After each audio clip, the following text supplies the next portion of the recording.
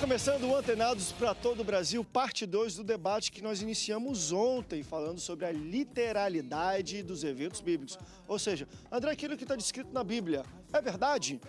A gente falou ontem sobre a criação. Foram dias ou foram períodos? Nós falamos um pouco sobre isso. Falamos sobre Adão e Eva, o Jardim do Éden, são personagens alegóricos para se passar algum tipo de ensinamento, ou de fato é homem, carne, osso, mulher, e nós viemos dele, foram os pais de tudo. Nós debatemos um pouco sobre isso também e falamos um pouco sobre a busca da comprovação científica da nossa fé, quais são os limites e cuidados que nós temos que ter com isso. Continuando ainda com os mesmos convidados, recebo aquele que é pastor e diretor do Seminário Teológico Batista Carioca, Renato César, meu amigo, bem-vindo mais um dia. Muito obrigado e muito bom estar aqui novamente com os irmãos e vamos continuar, temos muito a falar. Obrigado também receber ele que é pastor, membro da Assembleia de Deus em Madureira, ele é palestrante sobre escatologia, pastor Edinaldo Carvalho, mais uma vez, pastor, obrigado. Muito obrigado, André, é uma alegria estar aqui novamente nesta casa, não é?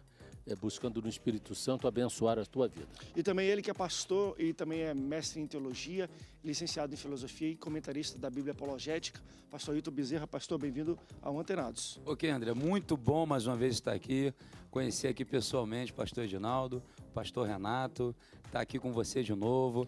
Deus abençoe cada telespectador, é um prazer. Gente, vamos continuar interagindo aí no Facebook, Ailton Bezerra ou O que a Bíblia Diz. E também, pastor Ailton, tá com um livro aqui que saiu, tá novinho, Jesus, o maior empreendedor da história. Deixa eu mostrar nessa câmera bem aqui. Fala só um pouquinho, mais uma vez. O empreendedor da história é muito legal, André, porque ele sai de cena, ele monta uma equipe, sai de cena e diz para eles, olha, vocês vão fazer obras maiores do que eu. Perfeito. Ele morreu, né? Ele saiu da história, o seu negócio não parou, sua igreja não fechou, o livro que ele não escreveu é o mais vendido e o seu nome nunca foi esquecido. Verdade. Olha lá, você pode participar pelo WhatsApp, DDD 21 98079 2961. Vou tentar correr, que a gente tem muita coisa a falar sobre as questões da literalidade da Bíblia. Deixa eu levantar aqui uma questão que veio do telespectador, que falou o seguinte, André, deixa eu ver aqui. Será que homens que escreveram a Bíblia foram usados para escrever, não usaram de sua própria linguagem corrente para facilitar o entendimento? E por causa disto, alguns eventos têm, sim, o uso de alegoria, figuras de linguagem e outras coisas mais, e isso nos dá um entendimento errado. Até que ponto esse tipo de intervenção humana das pessoas que escreveram também pode modificar como nós entendemos a literalidade bíblica? Sim, ontem eu citei na nossa conversa um filósofo judeu chamado Maimônides, onde ele diz que Deus fala na língua dos homens para que os homens compreendam. Se Deus quer se fazer compreendido, ele precisa usar um método que a transmissão chegue até mim e eu consiga discernir o que ele está querendo dizer, o que ele está querendo me inspirar, me corresponder. E o que acontece com a estrutura da literatura bíblica, de todos os estilos literários que compõem a Bíblia, são estilos literários que são passíveis de compreensão. Então, quando a gente entra no universo, na mentalidade dos receptores da Bíblia, daqueles que entendem a Bíblia, aqueles que foram os primeiros leitores, os primeiros a receber a informação, principalmente através da cultura judaica, da cultura grega, da cultura hebraica, você consegue começar a decifrar toda essa barreira cultural que a Bíblia tem, porque a Bíblia tem uma barreira cultural. As traduções, elas são o primeiro passo para romper com essas barreiras, mas existem outras que são culturais e que só quando você entra dentro daquele universo é que você compreende. É só você botar um exemplo simples, o que é mais importante, o que é mais belo para você, um cavalo ou um jumento? O que é mais precioso para você, um cavalo ou um jumento? Obviamente nós vamos observar o cavalo como um animal mais formoso. Tal. Você vai encontrar na literatura bíblica o jumento sendo muito mais precioso que o cavalo. Por exemplo, os reis de Israel entravam sentados num jumento, não num cavalo. A visão que eles tinham, o olhar que eles tinham era esse. Você vai encontrar em Cântico dos Cânticos a mulher sendo comparada com uma égua. Se eu fizer isso hoje na minha cultura, eu vou ter problemas. Mas aquela mulher se sentia lisonjeada. Por quê? Porque existe um filtro cultural que precisa ser compreendido. Você entende que às vezes, talvez pensando agora também de queima-roupa, que filtros culturais ou questões de adequação de cultura nos traz talvez uma interpretação errada sobre a literalidade de alguns eventos bíblicos. O excesso de alegoria.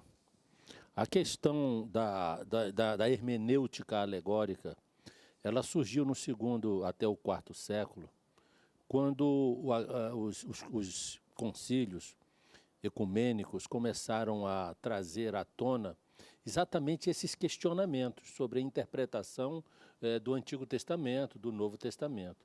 Aí surgiram duas escolas, a escola de Alexandria e a escola de Antioquia. A escola de Alexandria, no norte do Egito, estava muito envolvida com a filosofia grega, de maneira que a interpretação dos textos bíblicos, eles estavam, de certa forma, tendenciosos de acordo com a filosofia grega, de Filon, de Platão, de Heráclito. Por exemplo, Heráclito criou um princípio chamado de uponoia. O que é a uponoia? É o sentido mais profundo da palavra. Quer dizer, que a literalidade, ela peca porque ela não tem extensão de entendimento daquilo que é mais profundo. Aí coloca a uponoia para ir além do texto literal. E aí é que o excesso disso... E aí Orígenes, Crisóstomos, Agostinho começou a dizer que estas interpretações alegóricas seria o que prevalecia. Acabou, portanto, com a visão, por exemplo, do milênio, do quiliasmo, porque os discípulos de Jesus eram quiliastas. Eles acreditavam que Jesus Cristo viria reinar o milênio. E esse milênio é literalmente 1000 anos, como revelado ali no Apocalipse, capítulo 20, versos 4. Os 1000 anos, 10 séculos. Não é? Já a visão alegórica diz que não, que o milênio já começou a partir de Jesus. É algo alegórico, que pode ser um milênio já... Como você entende a interpretação muda, de fato, o que você lê a Bíblia. Esse excesso de interpretação alegórica fere a literalidade, porque, por exemplo, mesmo quando a Bíblia fala algo que é algo simbólico ou alegórico, quer, no fundo, dizer algo literal, que é para acontecer entre a humanidade. Mas André, considerando o que o pastor falou, a teologia bíblica e a teologia sistemática têm um confronto muito grande. E um dos confrontos que ela sempre vive é o confronto da dificuldade que a teologia sistemática promove em tentar harmonizar textos bíblicos, que nem sempre conseguem viver em harmonia. Então, nesse esforço, geralmente se alegoriza, geralmente se deixa de lado contextos históricos, contextos culturais, André, que seriam as chaves de interpretação plausíveis para essa leitura. Deixa eu dar uma explicação. O que ele citou, o Dr. Carson, escreve um livro Teologia Bíblica ou Teologia Sistemática. E é um conflito muito grande, é real. Sobretudo, eu acho que o viés passa de quem o faz. O que acontece? O pastor citou a questão do quiliasmo. Quiliasmo, na verdade, era uma crença, que eu concordo com ele. Sobretudo, eu não posso dizer que o quiliatismo é bíblico, é pasivelmente bíblico. Eu não posso dizer que o milênio, porque eu estou adotando uma vertente escatológica. Você tem, quando vai estudar escatologia, pré-milenismo, pós-milenismo, milenismo, e ele sabe. Vem de como interpreta. Não, de como interpreta. Ele está falando da origem eu entendi, mas necessariamente não é alegórico. Na Bíblia tem metáfora, tem alegoria, tem hipérbole, tem eufemismo. Você vai pegar vários itens da Bíblia e várias questões. Agora, a grande questão é, por exemplo, tema como escatologia, né? Ou tema como dicotomista ou tricotomista. Eu gostei da fala do pastor, por exemplo, foram influenciados pela filosofia grega? Foram. Claro, por exemplo, você não tem tricotomismo no Antigo Testamento. Você vai ter tricotomia dentro do Novo Testamento. Mas a grande questão, na visão teológica, se eu sou tricotomista ou dicotomista, não vai levar nem para o céu nem para o inferno. E a mesma coisa é a questão da escatologia. Se o cara crê ou não crê na besta, não vai mudar nada. A grande questão é o seguinte, o que eu creio, aí o debate não é sobre escatologia, nem é o mérito, mas o que eu creio que o grande problema, pastor Edinaldo, o senhor é palestrante nessa área, né, é que o povo, eles veem os sinais acontecendo no Brasil agora. Só que os sinais da volta de Cristo, ele é mundial, ele é histórico. E a história é cíclica. Os eventos voltam. Agora, pastor, só me dá uma partezinha. Pode falar. André, querido, olha só. Quando se falava na questão de querer recorrer à ciência para comprovar a fé, ou então vice-versa, por exemplo, a igreja abriu mão do estudo profético das profecias. 27% do texto bíblico são constituídos de profecias. E muitas dessas profecias já se materializaram na história. Isso é a maior comprovação de que Bíblia é palavra de Deus. Agora, por O exemplo, Messias em si, Jesus, foi... são 8.000 profecias do Antigo Testamento, mais de 8.000, e mais de 5.000 no Novo Testamento, das quais 1.500 profecias, 1.500, fala a respeito da segunda vinda de Cristo, que, aliás, não está no céu. E é uma tolice o crente querer ir para o céu. Aliás, o céu... Eu quero ir para o céu, que nada, isso? isso é tolice. Para, não, meu Deus. Isso é uma besteira. Mas isso é dentro da sua cortina de entendimento, dentro da minha de entendimento. Eu quero ir para o céu. Não, o que é o Apocalipse capítulo 5? João chorou, viu ao sentado no trono e disse assim... Eu não vou discutir escatologia com o senhor. Não é isso. Eu vi e não havia um digno para quebrar os selos e abrir o livro. Nem no céu, nem na terra, nem debaixo da terra. Mas tinha um, Cristo. E onde ele estava? Se o próprio Apocalipse diz que ele não estava no céu. E se os céus são obra da criação de Deus, onde estava Deus antes de criá-los? Deixa eu só explicar a minha fala, só para concluir o pensamento. Tá, que eu vou voltar Desculpe, aqui. querido. Eu tenho que voltar para os eventos bíblicos, hein, gente? Tranquilo, porque senão eu vou para as Eu copiei você um pouco. Mas eu vou querer chegar um bom. pouco sobre escatologia no Mas final deixa do eu só, programa. a sua pergunta original, eu acabei pontuando também. A sua pergunta original foi questão se sofreu alguma influência. Bom, o apóstolo Paulo, em 1 Coríntios, capítulo 7... Não, eu digo assim, qual evento bíblico a gente pode lembrar, talvez, de cabeça, que está na Bíblia, que vocês entendem que tem um significado totalmente diferente por causa da questão cultural, de como nós vemos aquilo? Entendi. Um evento bíblico, eu posso citar, João capítulo 5, o tanque de Betesda, quando ali não tem anjo para curar ninguém, quando ali não tem anjo movendo água nenhuma, no Novo Testamento não tem prerrogativa de anjo de cura.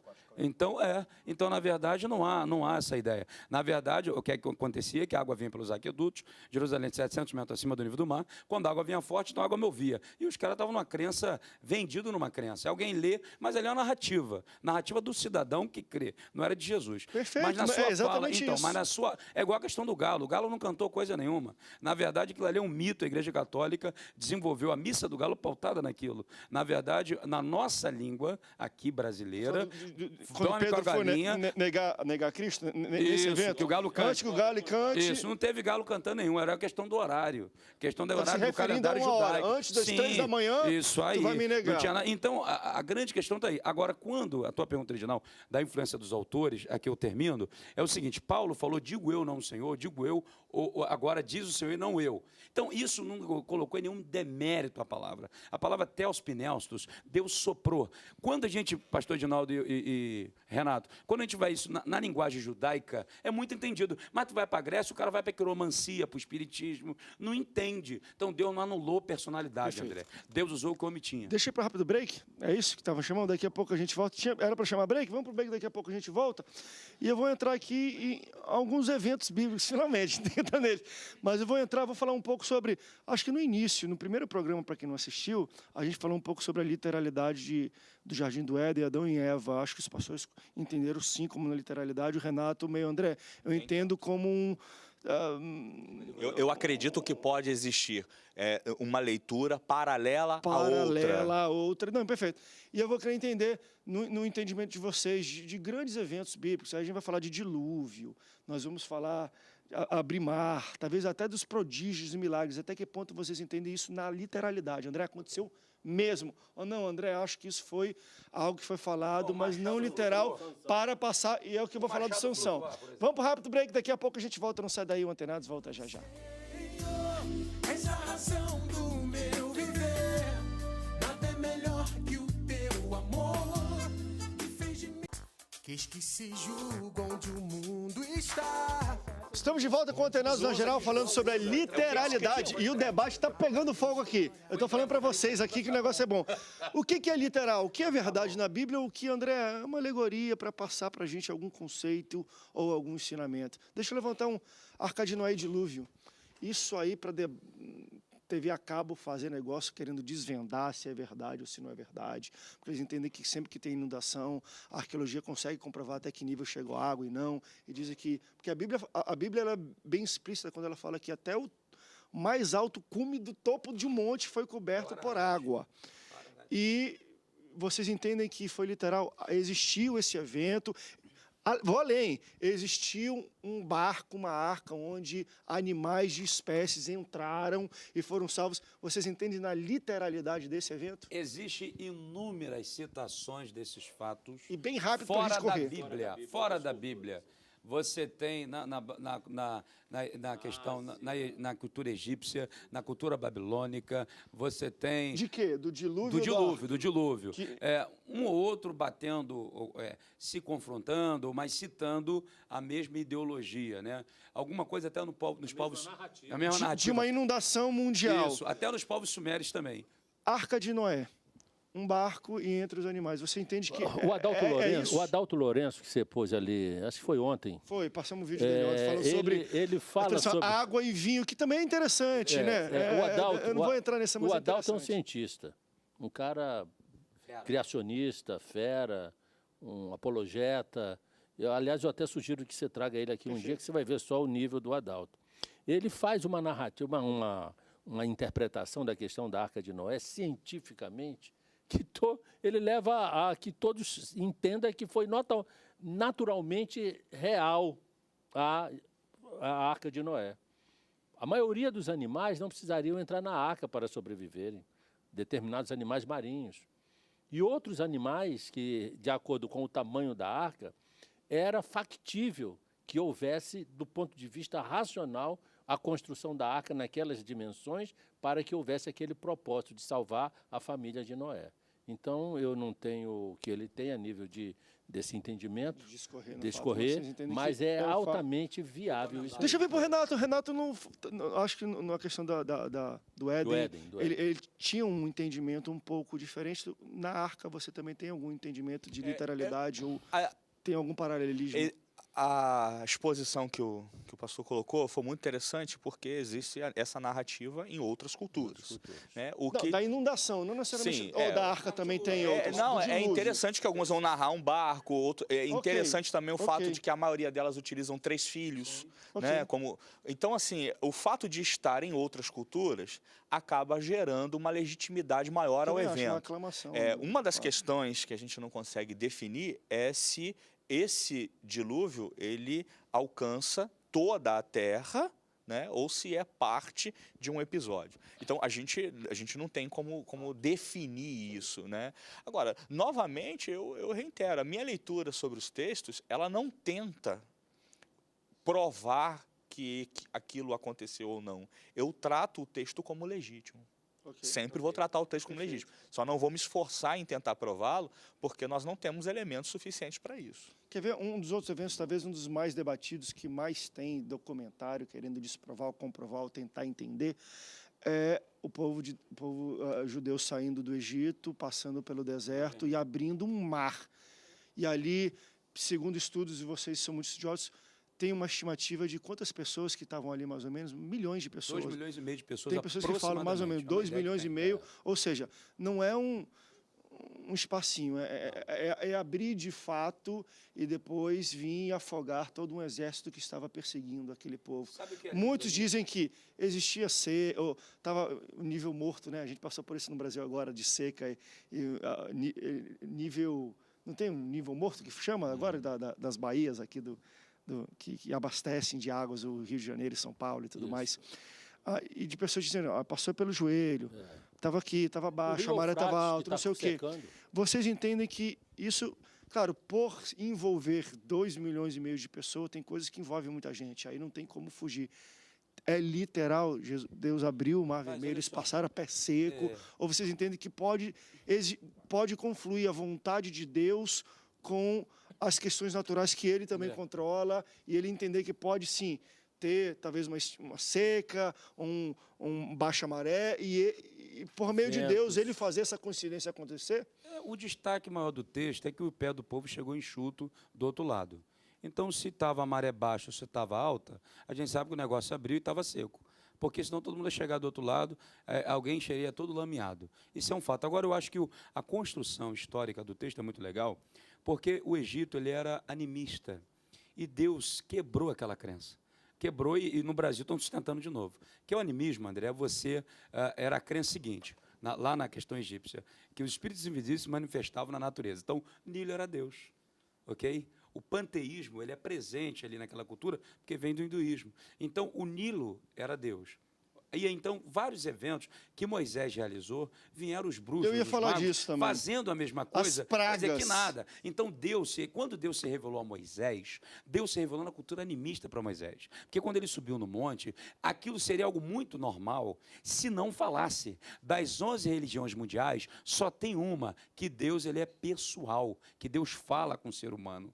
Então, o que ocorre? Deus se relacionou, Deus falou, Moisés ouviu uma voz. Então, o animismo é eu dar a valor ao inanimado, eu animar o inanimado, eu dar vida ao inanimado. Então, quando Moisés jogou aquela serpente, o que no caso era o cajado, e tocou, e virou cajado de novo, e veio aqueles magos e tal, então aquilo ali era Deus falando, ó, eu sou Deus sobre Faraó, eu sou Deus sobre essa crença, sobre o Nilo, eu governo essa questão. Então, por isso, todos os eventos foram da natureza.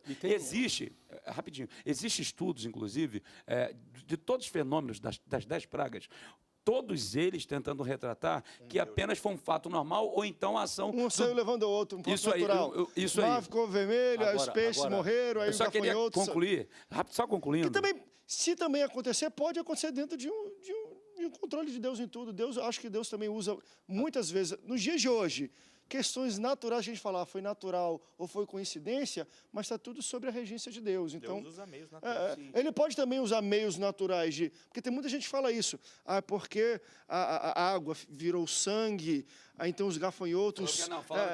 uma coisa levava a outra de maneira natural. Das águas vermelhas que foram para a água ficou toda vermelha, aí começou a vir a mosca, aí depois saíram as rãs. Eu já estudei sobre isso, é interessante. Só que é tão interessante, mas é tão interessante quanto... A coisa é muito louca, é muito interessante. Agora, quanto? Esses fenômenos... Desculpa, pastor. Não, é só uma consideração, pastor. Existe um tipo de comportamento no texto bíblico que ele é repetitivo. Você vê confronto entre divindades. O Deus de Israel e os outros deuses. O confronto, por exemplo, das pragas do Egito, elas são representações dos principais deuses egípcios. Né? Então, cada praga é um confronto entre o Deus de Israel... Deus usava a literalidade e o simbolismo lado a lado. Lado a lado. Paralelismo, Se você você falou, encontrar, por exemplo... Tudo dele tinha tudo que ele fazia literalmente era para ensinar alguma coisa. O pastor mesmo citou um exemplo. Eu quero mostrar o que ele quer ensinar na abertura do mar. No episódio passado que nós tivemos juntos, o pastor citou a questão de Asclépio, não foi ontem, né? Sobre a discussão entre, ali no tanque de Betesda, né? O confronto entre os deuses, né? Um Deus que cura lá e Jesus fala, não precisa, você não precisa de água balançando, eu vou te curar, acabou. Então existe um confronto entre deuses. Você vai encontrar, por exemplo, na ceia do Senhor, né? Jesus falando assim, esse é o meu sangue derramado em favor de vós. Essa mesma expressão você encontra, por exemplo, no culto a Dionísio. Este é o meu sangue derramado em favor de vós. Existe sempre um confronto entre deuses. E essa simbologia, ela é importante para o entendimento do texto. Agora, abrir o mar, mandar as pestes sobre o Egito, isso é pinto. Isso é nada. O que é difícil de engolir é o próprio Deus se fazer um de nós. Eita, aí... Tu já pensou? O Criador dos céus e da terra, o transcendente, o atemporal, se esvaziar e se fazer homem, e ser homem como servo e a morte, e morte de cruz, como diz lá Filipenses. Isso é o grande milagre da Bíblia. O restante é pinto. E o Mar Vermelho? O que significa o mar na Bíblia? Olha isso. Os povos. O povo de Israel, quando estava ali perplexo, diante do mar, e as tropas do Egito vindo para defenestrar o povo, quem é que estava à frente do povo? O mar. Quem é o mar na Bíblia? Os povos. O ensinamento de Deus ali era que o povo de Israel tinha o Salvador, Jesus Cristo. Jesus estava ali no meio do povo, foi ele que abriu o mar. Sabe quem é o mar? As nações. O ato do povo judeu atravessar o mar já mostrava o Novo Testamento atravessando as nações. Porque esse mesmo Jesus que hoje, através de você, de todos nós aqui, prega para os povos do mundo inteiro, ali no Egito, ele estava ali, diante do Mar Vermelho. Por isso que, ao abrir o mar, era uma pedagogia divina de que, no futuro, o próprio Deus ia abrir o mar através do próprio Cristo, que era o Evangelho. Você citou um pouco, cara, o próprio Jesus vindo. Deixa eu pegar, então, o evento da vinda dele, do seu nascimento, onde na Bíblia, e a gente usa até em enfeites natalinos, uma manjedoura e tudo, e bota uma estrela bem em cima, onde a Bíblia fala que guiava reis magos e pastores para que eles pudessem chegar ali. Estudiosos, e eu vi também, enfim, documentários sobre isso, entendem que naquele tempo as pessoas se guiavam pelas constelações, era um meio de navegação. Então, muitos definem que necessariamente não era uma estrela, que é a estrela de Davi, E um planeta. em cima ou localizando. Na verdade, é porque eles fizeram uso da estrela. Ele falou assim, vai para o sudeste. E eles fizeram o uso das constelações para navegar e chegar até aquele local. Entende como, às vezes eu digo assim, até que ponto a cultura de navegação daquele tempo, o GPS dele eram as estrelas. Ou, de fato, Deus colocou uma estrela estrategicamente diferente, maior ou visível, para que fosse vista e guiada. Vocês entendem que isso são coisas literais, que tinham uma estrela? Ou, como eles fizeram uso das estrelas, eles tinham talvez um direcionamento dado por Deus, ou na sua concepção, eles chegaram. Entende? Vocês entendem que isso foi algo natural, André? Eu não acredito que tinha uma estrela diferenciada, ou que, de fato, tinha uma estrela diferenciada. A grande questão... Entende? Esses fatos que parece que une as duas coisas, é muito próximo, né? Eles usavam as estrelas para se navegar. Até que ponto a gente pode entender? Porque hoje a gente entende que tinha uma estrela em cima, grande, maior do que as outras. Hoje né? nós temos o GPS. Antigamente... Sabe qual é a questão, André? É que Deus se revelou na cultura de um povo, e nessa cultura se fez conhecido. Então, quando o Renato falou essa questão que ele abordou da guerra dos deuses, então, é muito interessante, porque as pessoas perguntam, isso que você está falando também está dentro da minha resposta. Deus se revelou na cultura de um povo, e nessa cultura se fez conhecido, seja no animismo, e nessa questão das constelações, ou da astronomia e tal. Por que estou falando isso? Porque é interessante essa questão de Deus se fazer conhecido.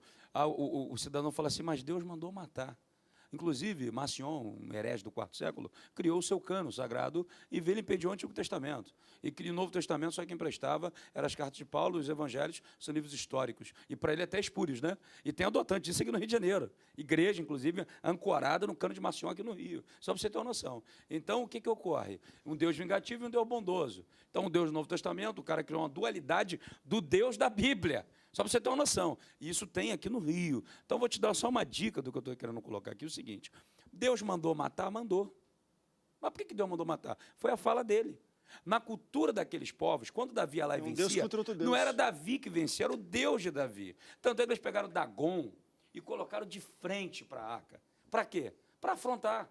Quando trouxeram o Golias, para afrontar. Então, quando alguém ia conquistar uma terra e eles venciam, era o Deus dele quem estava vencendo. Então, a mesma coisa, e aí? Deus usou o conhecimento que eles tinham. Se fosse hoje, ele ia usar o Facebook, ele ia usar o WhatsApp, ele ia usar o Instagram, ele ia usar essas questões que envolvem GPS, que é a nossa cultura. A gente tem uma interpretação diferente porque a gente não tem entendimento de como era a navegação e era. Cultural Então, talvez nesse sentido, vocês entendam que pode ser alegórico a maneira que nós lemos hoje de uma estrela, uma em cima, é difícil. Eles usaram as estrelas para se navegar. Deus usa os astros para se comunicar com o homem. Deixa eu ir para o intervalo e a gente fala um pouco sobre isso. Pode ser, então, que eu já estourei aqui vários minutos. E eu vou falar também um pouco sobre Sansão com um queixo de jumento matou 1000 homens. Está escrito assim mesmo na Bíblia. Que ele achou um cadáver, né, os restos lá secos, e pegou e matou 1000 homens. Ele matou 1000 homens mesmo? Vamos para o intervalo, daqui a pouco a gente volta. Não sai daí, o Antenados volta já já. Tua essência, tua palavra me atrai. Isso é tudo, mas ainda quero mais. Nem ouvido ouvir. Então, de volta com Antenados, a literalidade da Bíblia. Todos os fatos e eventos que estão descritos são literais, reais, como estão ali. A Bíblia fala e aqui vem a pergunta, olha que interessante a pergunta de um rapaz que ele fala o seguinte. André, aqui é um telespectador. André, eu não acredito, por exemplo, que Jonas teria sido engolido por uma baleia. E nem que Sansão teria matado 1000 homens com uma queixada, um pedaço de osso de um jumento. O que é verdade ou mentira nesses textos? Pois entenderia que 1000 homens pode ser uma alegoria para, por exemplo, muitos homens. Assim, ele falando aqui, assim como usamos a nossa linguagem popular, por exemplo, eu esperei 1000 anos para chegar aqui, ou esperei 1000 anos, 1000 horas para minha esposa, porque eu esperei muito tempo. Vocês acham que assim como muitos eventos bíblicos são fictícios, mas a sua história serve de ensinamento. Isso também se enquadra? Ou seja, eu entendo que Sansão realmente foi um homem que tinha uma força descomunal e diferente de todos, mas até para mim, que entendo, abro a Bíblia e falo, acho muito difícil deglutir e ingerir que ele, com um pedaço de osso de um jumento, matou 1000 homens. A Bíblia fala, e você acredita literalmente nisso, Então, que ele matou 1000 homens? Então, o que acontece? Os fatos, André, tem fatos que não são pormenorizados, ou seja, tem fatos que não são detalhados. Por exemplo, Jesus, vou falar de Sansão, você perguntou, Jesus falou do sinal de Jonas. Jesus cita a história de Jonas nos evangelhos, ele cita numa perspectiva de um ensinamento. Né, olha, o sinal de Jonas e tal, para o povo, que o povo de Nínive, a história de Jonas. Mas eu não posso descrever que Jonas foi real, eu creio que foi real.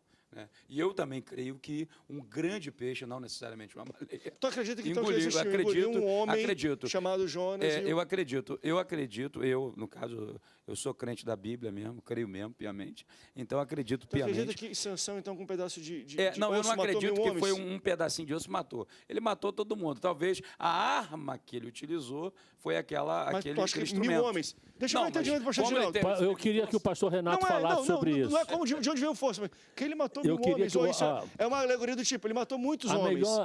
Será que conta? A melhor interpretação aqui que eu vi foi do pastor Renato. Pastor Renato, se você nos incomodar, Claro, eu ia André, chegar nele fale aqui sobre também. isso. Ficou para mim, né? A leitura novamente eu reitero que a questão, os aspectos culturais são muito importantes na hora de nós lançarmos um olhar sobre o texto. Sansão era um homem tomado pelo Espírito de Deus. Isso não está sendo levantado aqui em questão. O confronto que ele tem com esses homens, eram muitos homens. E na cultura judaica, quando você quer, na cultura judaica antiga, né, isso é herdado, por exemplo, pela Kabbalah, né, pelo Zohar, e por toda a riqueza de simbolismo judaico. Você encontra isso no Apocalipse, o pastor é um especialista nisso, sabe muito bem, pastor Ginaldo. Quando você encontra o número 1000 na Bíblia, ele geralmente refere-se a algo incontável. Então, você não tem ali uma pessoa registrando os atos. Foram Vamos 1000, contar aí então bota aí. 997. Contou certo? Porque 1000. Ninguém fez isso. Na verdade, o que nós temos em percepção aqui é que ele matou tanta gente, como Davi matou 10 milhares, né? Se Saul matava 1000, né? O outro 10 mil. É a ideia de que eles matavam muito, ou que aquele homem destruiu muito. Então, é como se você, quando você fala, já te falei 1000 vezes isso. Seria exatamente. Muito bom, pastor. Agora eu queria só fazer um complemento, dizer o seguinte, Então, é só- 10 vezes 10 vezes 10, que é o número pleno, que é exatamente esse... Porque o povo de Israel ainda era um povo pequeno em números. E os inimigos de Israel eram sempre volumosos. A questão dos 1001, Deus cria ali um princípio espiritual. Criou o princípio espiritual com Sansão, criou um princípio fez espiritual com Gideão, criou um princípio Questão dos espiritual números, com né? Josué. Ok. E com Josué diz assim, olha, um de vós espantará 1000 homens. dos cananitas. Na época de Josué, quando vocês atravessarem o Jordão, botarão para correr 1000. Um de vós, um dos soldados de Israel, valerá 1000. Isso, querido André, se transformou num princípio em função da discrepância numérica entre o povo de Israel e todas as nações antagônicas. Agora mesmo no ano 2005, um jovem chamado Gilad Shalit foi capturado pelos de Gaza, pelos soldados, pelos sequestradores de Pelos Gaza. rebeldes, aham. Ele ficou ali 5 anos esperando que Israel pudesse trocar os terroristas presos em Israel por aquele soldado. E houve uma troca em 2011. Se deu 1000 valor, quanto árabes, 1032 árabes por Gilad Shalit. Por quê? Para cumprir o princípio bíblico, que um varão de Israel vai valer Sensacional. por 1000 das nações, exatamente para equiparar a diferença entre a população judaica e a população gentílica do mundo inteiro. Se você olhar na Guerra de Independência de 1948, de maneira nenhuma a Israel se cumprindo na nossa cara, né? poderia Impressionante. Meu Deus do céu. vencer aquelas 6 nações antagônicas. o Egito, a Arábia Saudita, o Iêmen, o Líbano, a Síria, não é, contra Israel. Israel sozinho conseguiu vencer as 6 nações. A mesma coisa aconteceu na Guerra dos 6 Dias, na Guerra do Yom Kippur, na Guerra da Independência, e vai acontecer na Guerra de Gog e Magog, que já está pronta, e vai acontecer na Guerra do Armagedon. Essa diferença entre o volume de exércitos antagônico a Israel será contraposto a este princípio espiritual que Deus estabeleceu no Nazireu, chamado Sansão, em Gideão, em Gilad Shalit, e em todo momento, em Davi, né, que ele tinha o Espírito de Deus para combater. Por exemplo, Golias era como se fosse 1000 homens comparado a Davi. Essa Então, questão... existe um princípio espiritual que rege esse fato, esse fenômeno literal. Essa questão simbólica, André, ela traz para nós a interpretação do texto. Então, por exemplo, na explicação que ele estava dando, interessante, legal, o que é que ocorre? Não invalidou o texto, não invalidou a história. Claro. Não quer dizer necessariamente um número expressivo. Foi citado aqui a Cabala, nós também tínhamos a gematria no ano 90. Porque quando a gente pega a literatura apocalíptica, a gente tem um viés de interpretação. E uma coisa linda que eu acho é que em Daniel, capítulo 12, verso 7, 8, Daniel fala assim, Senhor, eu vi, mas eu não entendi. E o Senhor fala assim, Daniel, vai, porque essas palavras estão seladas e cerradas para o tempo do fim.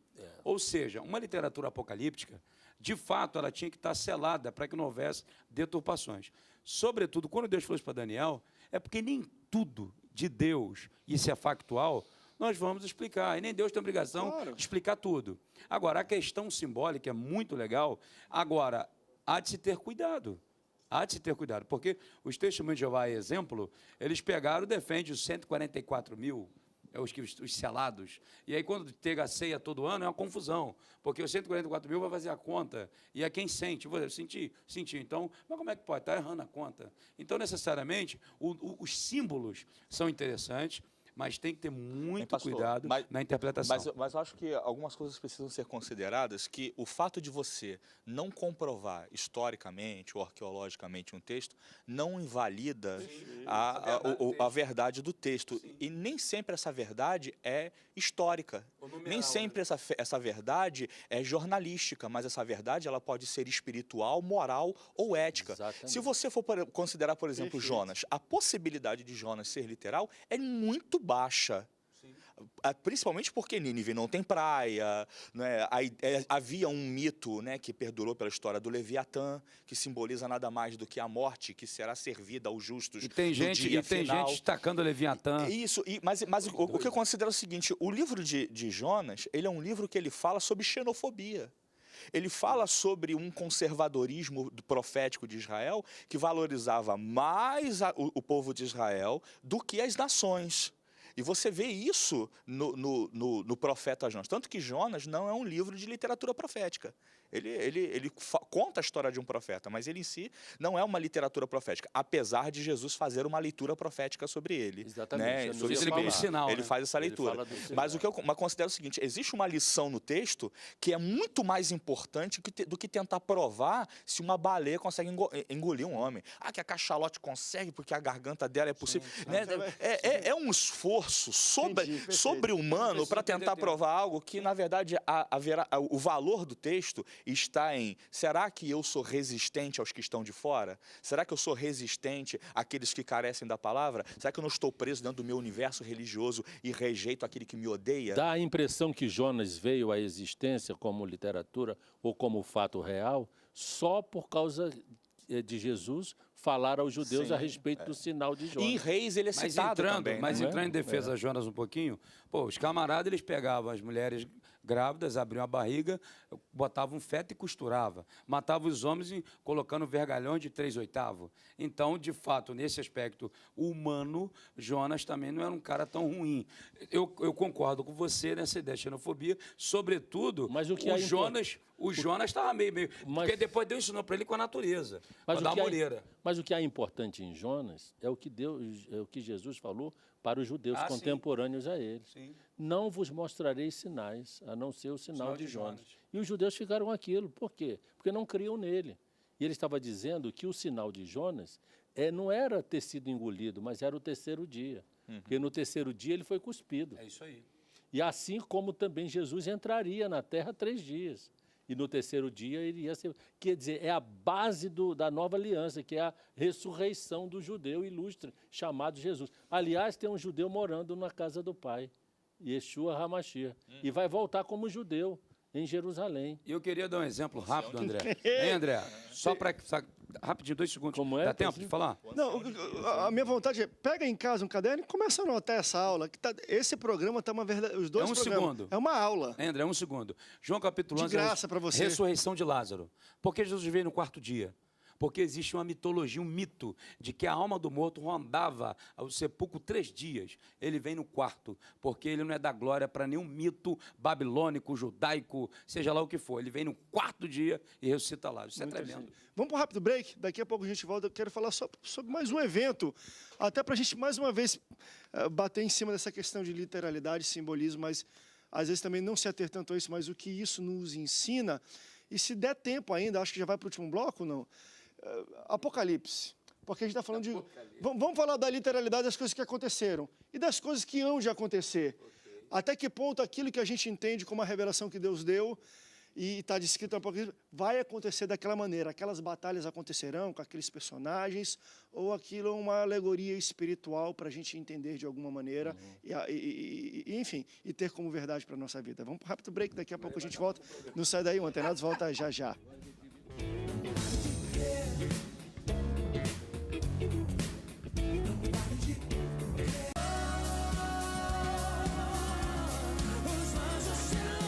Último bloco do Antenados na Geral, estamos falando da literalidade dos eventos bíblicos. Eu vou pegar agora mais um. Esse aqui deve ser mistério mesmo. Eu acho que não foi no primeiro programa, o pastor Edinaldo falou da literal... Como foi? As quatro vertentes. Fala no microfone. O aparente do aparente, o simbólico do aparente. O aparente do simbólico e o simbólico do simbólico. E o oculto do oculto. Meu Deus. Vocês lembram? E, enfim, quem lê Daniel, acho que Daniel 5, fala um pouco sobre uma mão misteriosa que aparece durante um banquete de um rei e escreve lá. Uma pessoa mandou para mim, André, tipo familiar, até querendo zoar um pouquinho, tipo familiar, mas era uma mão ou foi uma pessoa que escreveu? Entende? As pessoas, às vezes, até que querem desprovar a Bíblia, Quer dizer que ele estava doidão, estava bebo ele. Se prendem nessa questão, André, como assim uma mão fora do corpo, fora do braço, foi lá e escreveu, ou chegaram lá, estava escrito, e talvez quem botou isso no texto entendeu que como se fosse a mão de Deus, então foi uma mão misteriosa, mas não tinha mão, foi o invisível e apareceu. Como é que vocês interpretam, ou talvez possa dar uma dica para as pessoas que têm dificuldade em entender como, às vezes, essas coisas são colocadas na Bíblia. Porque a Bíblia fala que uma mão misteriosa aparece e escreve diante de todo mundo ali. Foi uma mão? Foi uma mão misteriosa fora do braço? Como é que é isso? Não, eu queria falar só da tipologia, antes do pastor Edinaldo falar. A gente não citou aqui, era a tipologia bíblica. A tipologia bíblica é um ramo da teologia, onde você vai pegar vários tipos de símbolos na Bíblia e vai ver o anuance profético, o anuance histórico, o anuance até mesmo contextual e da sua mensagem. Então, tem fatos que foram citados aqui. A gente falou lá para o pastor, ele falar da mão do Daniel lá, do Nabucodonosor, né? Que ele ficou, na verdade, estava bêbado, inclusive. Daqui a pouco ele fala sobre isso. Mas, rapidinho, o que ocorre é o seguinte, nós citamos aqui muito Moisés. Então, toda a tipologia está ali, ó, Moisés, o libertador, Jesus, faraó, Satanás, Egito, o pecado, o mundo. É uma coisa, Canaã, o céu. Então, essa ideia, André, de literalismo e da mensagem, elas não se separam. Não há disparidade. Ok? Elas se harmonizam. Agora, a grande questão é, foi literal ou não foi? E aí a gente vai para o viés interpretativo, é o que está acontecendo aqui. Literal Porque foi muita gente se prende nisso. Literal foi a mensagem. Porque a mensagem ela é tão forte que até hoje vigora. E o irmão que está em dúvida se foi mão ou se não foi mão, esqueça a mão, vá para a mensagem. Olha que aquele foi medido e achado em falta. Isso significa dizer que Deus mede o homem, todos os homens, em todos os tempos, durante todo o tempo, até o tempo do fim. nós estamos ali diante daquela mão que está escrevendo na parede ao alcance dos nossos olhos. Todos nós estamos sendo medidos. E ai de nós se formos encontrados no último momento em falta. Então, além da mão, o importante é a mensagem. Agora, Deus é metafísico, ele é metaquímico. Ele podia ser mamão. Como não claro, podia? Agora, também? André, 2 segundos. Porque como é que o Podia camarada ser, ia como ver não alguma podia. coisa Dois escrever na segundos. A parede linguagem. se não fosse uma mão? Aí entra a questão civilizatória, a questão cultural. Estava escrito, não é? então quem escreveu? Mas a Só linguagem olha, divina-humana que ele citou... É igual, só um minutinho, pastor. É igual, por exemplo, o batismo de Jesus, lá, João Batista. E o texto diz que veio como uma em forma de pomba. Não era uma pomba. As pessoas pensam que ali era uma pombinha que veio e pousou sobre Jesus. Não era o Espírito de Deus cumprindo a profecia de Isaías, que estava ungindo Jesus em forma de, né, uma forma corpórea. Quer dizer, olha, é uma áurea, uma pomba. Pronto, aí largou lá a pomba. Eu só queria agregar o seguinte, ele falou, do filósofo que fala da linguagem divina humana, você tem na Bíblia, por exemplo, a questão da Deus tem mão, da antropopatia.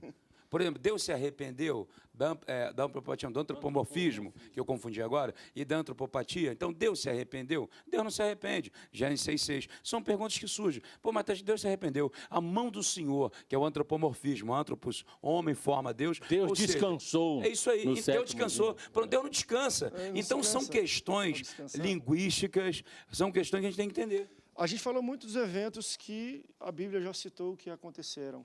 Agora, a Bíblia também tem visões que vão acontecer, principalmente quando a gente fala da escatologia, no Apocalipse, no fim dos tempos. Você, pastor, como estudioso, e a pergunta vai ser dirigida quase que totalmente ao senhor, do que aquilo de fato vai acontecer, do que já está acontecendo. Ou já está acontecendo. O que vai acontecer dos personagens envolvidos, isso é uma questão do espírito, não, é aquilo mesmo, um personagem em cima daquele cavalo são pessoas. O que vai acontecer já foi revelado no Êxodo. Lá no Êxodo, capítulo 20, versos 8, olha o que Deus disse. Lembra-te do dia de sábado. O dia de sábado é o 7º dia da semana. Aí no versículo 21, no versículo 9, Êxodo 20, versículo 9, diz assim, 6 dias trabalharás. Deus está dizendo ao homem que o homem vai trabalhar 6 dias. Farás toda a tua obra. O homem fará a obra natural dele durante 6 dias. Mas o 7º é dia do Senhor. Deus vai santificar. Então, se nós pegarmos a cronologia bíblica de Adão aos nossos dias, já se passaram 6.000 anos. E for lá para 2 Pedro, capítulo 3, versos 8, um dia para Deus é cada 1000 anos. Então, Deus deu tempo à humanidade para fazer toda a sua obra. Deus estabeleceu para o homem trabalhar durante 6 milênios e já chegou ao fim. Nós já completamos praticamente esse tempo e nós somos a geração de transição do 6º milênio para o 7º milênio. E no 7º milênio acontecerá a apoteose escatológica, acontecerá o grande finale do escatom, acontecerá o revelation de Jesus Cristo, porque o Apocalipse não é de João, é de Jesus, que diz que tudo vai acontecer ali como um período de transição dos 6 dias do homem, cuja obra é matar, roubar e destruir, para o dia de Deus, quando Jesus virá governar o milênio na Terra. Então, a guerra do Armagedon, a guerra de Gog e Magog, a tecnologia para controlar o que se compra e o que se vende, o modelo mundial único de governo, que já está pronto, o ecumenismo globalizado, proporcionado hoje pelo Papa atual, não é? Juntando todas as religiões, a Europa se movimentando, a Inglaterra saindo da União Europeia, a Turquia já balançando para que a Rússia tome Istambul, o Estreito de Bósforo, para que através das suas máquinas e navios de guerra possa chegar à Síria, onde já existe uma cumplicidade com Bashar al-Assad, para invadir Israel na guerra de Gog e Magog, uma vez que a aliança com a Pérsia, que é o Irã, já está sedimentada. Então, a guerra militar, física, e tudo já está pronto. Jerusalém já está sendo questionada pelas 130 nações do mundo inteiro. Inclusive, o Brasil está nessa pindaíba, porque está se voltando voltando contra o povo de Israel, porque isso é um princípio espiritual.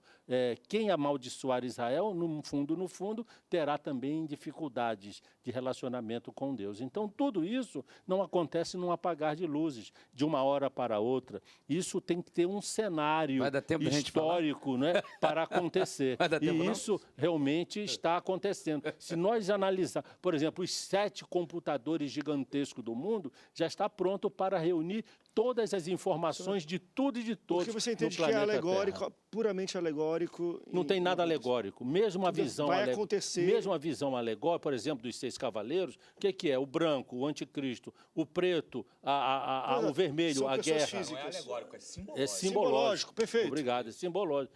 O preto, simboliza a fome e a morte. E a morte. É Por exemplo, a questão das pestes, não é? Das pestes, da confrontação do corpo. Por exemplo, lá em Isaías 24, que é o Apocalipse de Isaías, diz que o Senhor Jesus vai destruir as hostes celestes. Sabe que hostes são essas? Hostes celestes são os equipamentos tecnológicos que já estão em órbita do planeta para o advento das 2 próximas guerras mundiais. Pastor, a leitura do Apocalipse, alguém me perguntou, pastor, quando é que o Apocalipse vai começar a acontecer? Assim que ele começou a ser escrito. Exatamente. Enquanto ele estava sendo escrito, ele já estava ocorrendo. Já estava em... Ali, o que é a vivência dele, né? Então, existe o Apocalipse, ele sobrevive, entre outros motivos, claro, o propósito divino, mas entre outros motivos, porque alguém fez uma releitura dele. Ele sofre releituras. E toda leitura do Apocalipse, de qualquer literatura apocalíptica, ela é norteada por 3 princípios: oprimido, opressor e libertador. É aí que está o problema. A gente lê o texto sempre para as nossas vidas. Isso não é errado, mas existe um cumprimento na tua vida, mas existe um cumprimento global. E esse cumprimento global, plenitude, é exatamente o que o pastor apresentou. Obrigado, pastores, pela presença. Anotou? Presente? Porque isso aqui foi uma aula, 2 programas sensacionais. Não deu nem pra falar. Falamos sobre a literalidade dos eventos bíblicos. Eu aprendi muito, eu fui muito edificado. Pastores, obrigado. Meu filho, se tu fala, tá no episódio 1, episódio 2. E vocês estiveram aqui com a gente e ensinaram. Obrigado pela sua audiência. Deus te abençoe. Até o próximo Antenados na Geral. Tchau, tchau. Eu sei que o meu Deus sempre faz o melhor.